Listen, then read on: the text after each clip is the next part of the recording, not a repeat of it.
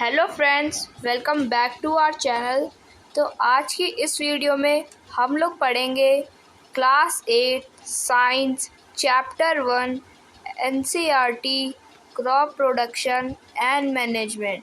तो इससे पहले वाली वीडियो में हम लोगों ने एग्रीकल्चर इम्प्लीमेंट्स के ऊपर तक सारे टॉपिक्स कंप्लीट कर लिए थे।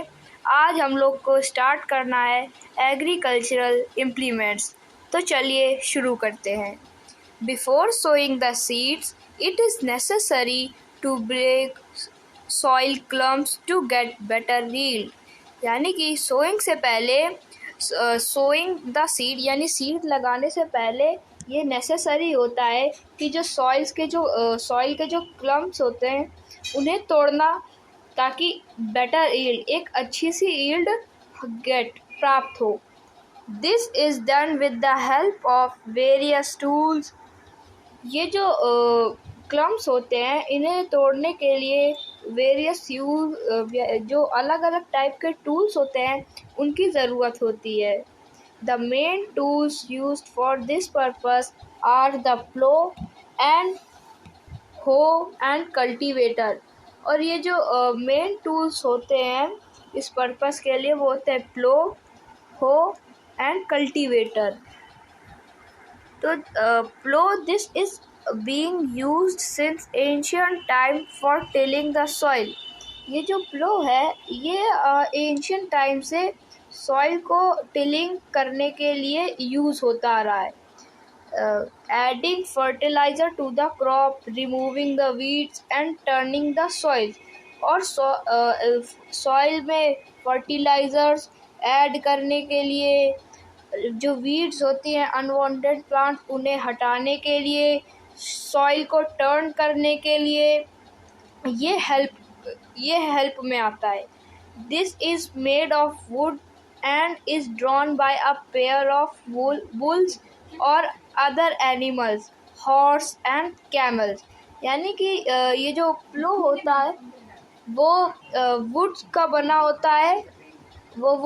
होता है और जो इसको बुल के जो पेयर होते हैं वो इसे चलाया जाता है एक फील्ड में, और अदर एनिमल्स भी जैसे कि हॉर्स और कैमल्स।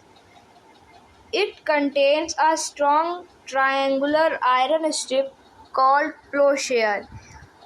इस प्लो में एक स्ट्रॉन्ग आयरन रॉड होती है, उसे प्लोशेयर कहा जाता है। वो ट्रायंगुलर आयरन स्ट्रिप होती है, उसे प्लोशेयर कहा जाता है। The main part of the plough is a long log of wood which is called a plough shaft.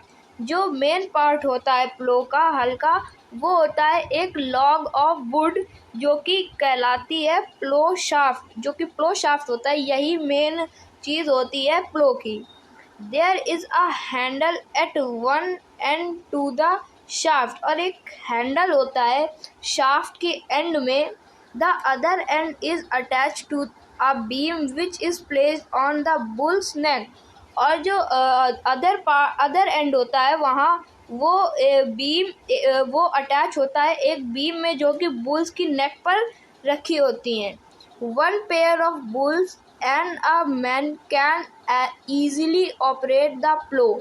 यानी कि एक बुल का पेयर और एक आदमी मिलकर प्लो को ईजिली ऑपरेट कर सकते हैं, ईजिली उसे चला सकते हैं। The indigenous wooden plough is increasing being replaced by iron plough nowadays.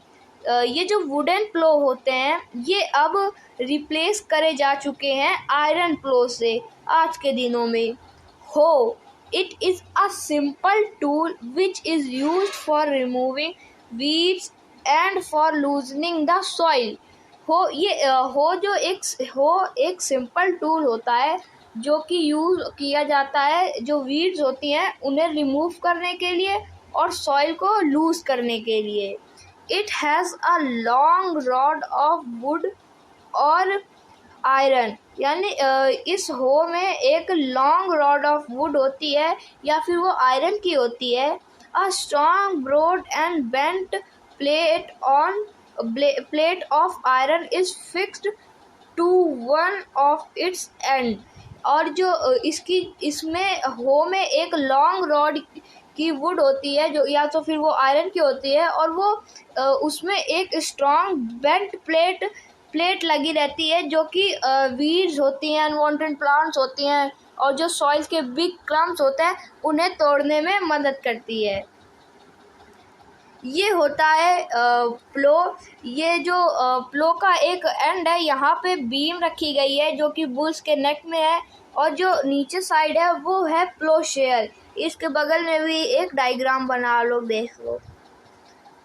And works like a blade, it is pulled by animal. और ये जो इसकी प्लेट लगी होती है वो एक ब्लेड की तरह वर्क करती है, और ये भी पुल करा जाता है एनिमल्स के द्वारा। ये है हो, ये ऐसा दिखता है। ये जो इसकी आयरन रॉड है, और ये इसका हैंडल है, ये जो ब्लेड के बेंट प्लेट के ऊपर लगा है, जिसके ऊपर ग्रिप लिखी है। Cultivator. Nowadays plowing is done by tractor driven cultivator। आज के दिनों में जो प्लोइंग हो गई है उसे ट्रैक्टर ड्रिवन कल्टीवेटर के द्वारा किया जाता है। The use of cultivators saves labour and time. और ये जो कल्टीवेटर का जो मेन पर्पस है, यूज़ है, वो ये है कि ये जो कल्टीवेटर है ये सेव करता है लेबर्स और उनका टाइम। ये मतलब कि ये जल्दी से प्लोइंग कर देता है। अब हमारा नेक्स्ट टॉपिक है सोइंग। सोइंग मतलब बीज लगाना। Sowing is an important part of crop production. ये जो सोइंग होती है ये एक इम्पॉर्टेंट पार्ट होता है क्रॉप प्रोडक्शन का। Before sowing good quality clean and healthy seeds of a good variety are selected. यानी कि सोइंग यानी बीज लगाने से पहले good quality clean and healthy seeds of a good variety, यानी कि हेल्दी गुड क्वालिटी, अच्छे क्वालिटी के सीड्स, क्लीन एंड हेल्दी साफ और हेल्दी सीड्स और गुड वैरायटी के सीड्स ये सेलेक्ट करे जाते हैं बीज लगाने से पहले। Farmer prefer to use seeds which give high yield. और जो फार्मर्स होते हैं वो ये प्रेफर करते हैं कि जो हेल्दी सीड्स होती है उन्हीं को यूज़ करें ताकि वो एक हाई यील्ड दे।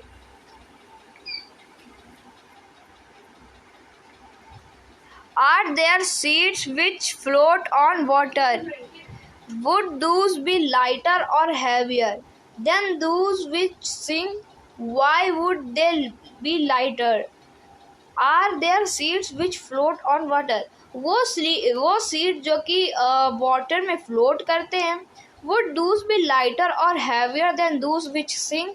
वो सीड जो कि लाइटर हल्की होती हैं या फिर भारी होती हैं और जो पानी में डूब जाती हैं। Why would they be lighter? वो हल्की क्यों होती हैं? डैमेज इसमें ये कुछ क्वेश्चंस हैं जो कि पूछ रहा है बुक में। क्वेश्चन है, damage seeds become hollow and are thus lighter. जो डैमेज सीड्स होते हैं वो अंदर से हॉलो मतलब खाली हो जाते हैं, इसलिए वो लाइटर हो जाते हैं यानी हल्के हो जाते हैं। Therefore they float on water, इसलिए वो वाटर में फ्लोट करते हैं यानी वाटर में तैरते हैं। This is a good method for separating good quality healthy seeds from the damage one. ये एक गुड मेथड है यानी ये एक अच्छा मेथड है जो हेल्दी सीड्स होते हैं उन्हें सेपरेट करना ख़राब सीड्स में जो डैमेज हो चुके हैं। Before sowing one of the important task is to know about the tools used for sowing seeds. बीज लगाने से पहले ये इम्पॉर्टेंट टास्क होता है कि हमें उन टूल्स के बारे में जानना जो कि सोइंग में यूज़ होते हैं। Traditional tools. The tools use traditionally for sowing seed is shape like a funnel. यानी कि जो टूल होता है जो कि ट्रेडिशनली यूज़ होता है सीड्स को लगाने के लिए, वो फनल की तरह उसका शेप होता है। फिगर 1.2 में है, ये फिगर 1.2 है और ये होता है फनल। ये जो ग्रे कलर का पार्ट है जो कि फार्मर के हैंड में है। तो funnel. The seeds are filled into the funnel, passed down through 2 or 3 pipes having sharp ends.